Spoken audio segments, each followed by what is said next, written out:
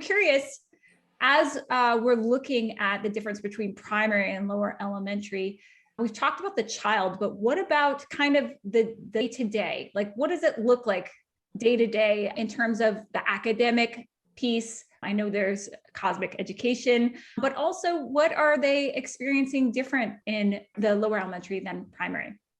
So we have quite a few different areas of the classroom in elementary. A lot of those you will see in primary, but maybe the way we approach them with the child is a little bit different. In biology, geography, language, all of the music, art, mathematics, all of those subject areas, but we are trying as much as possible not to split and segment them into now is time for math, now is time for language. We're trying to connect, we're going to do some geometry, yes, but there's mathematics involved. There's an art component to it when we design these beautiful geometric shapes and color them in. And there's language involved because we are writing down all of these different terms that we're using and talking about the roots of those words and the etymology. And I think we are going into that in a deeper way because the child is ready to know those kinds of things and see those connections. But on a practical level, that looks like a classroom where lessons are happening simultaneously and work is happening simultaneously from all of those different subject areas. The children are coming in the morning. They are recording their date in their own personal work journal, making a plan for themselves or recording their works as they go. Their lessons are written on the board by the guide so they can write them. And they are, as much as possible, managing their own time and structure with help from the guide through conferences and other things like that. If we think about just a day in the life of a lower elementary child, when they come in from carpool and they sort of trickle in whenever they're dropped off, and they are expected to start by washing their hands, putting their belongings away. If they have coats, we have windows open a lot right now. They might have them in the classroom. Otherwise, they have a special place where they'll put their things.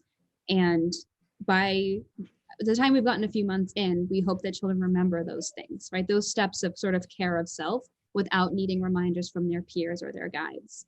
Then their date is always written on the board, and every elementary child is expected to start the day by writing their date. And this can be, on Monday mornings, this is a little more social, right? They find a friend and they're sitting together talking about their weekends. By the time Thursday is, it's usually more, right, let's get this written and get on to work, right? Which is kind of like how adults would be too. And after they write their date, there might be a morning meeting where we talk about changes of the week or what's expected. We might have community meetings, but beyond that, it's sort of on the child to start their day.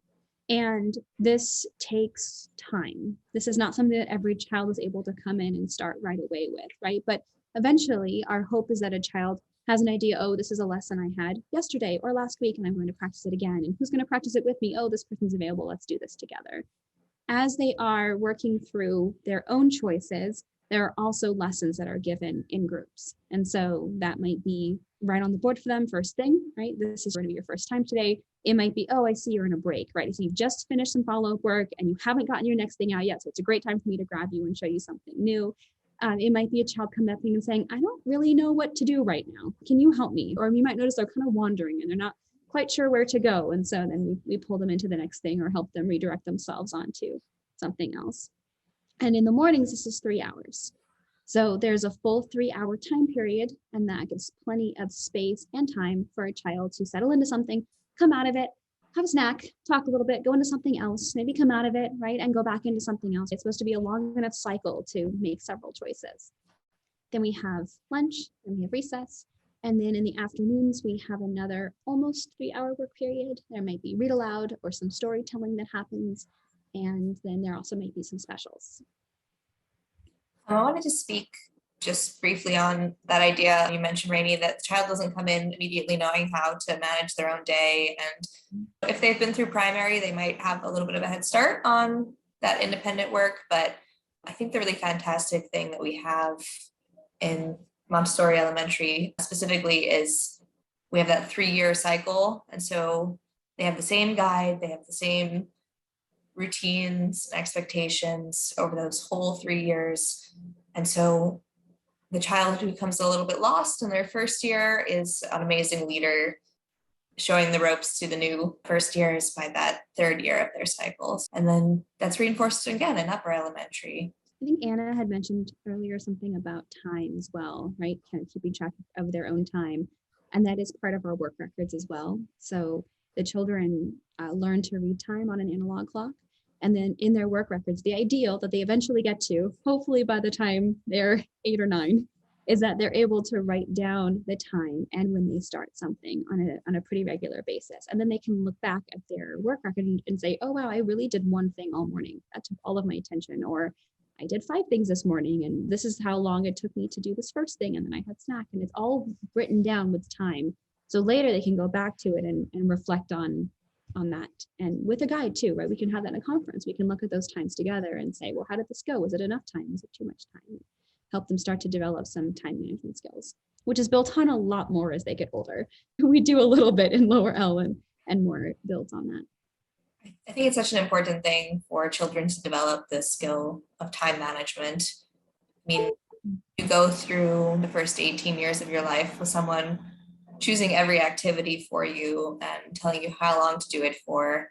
That can be a real struggle out of school as an adult. And it's just a really powerful tool that we're trying to give them in elementary. As a parent, first, I wish I had gone through a Montessori school so I could have learned that time management and many other things. But as a parent, I truly noticed the difference of them like going through this process and building on this foundation. And I'm very excited because I know that those skills are such important life skills that, I mean, every adult needs to have for sure.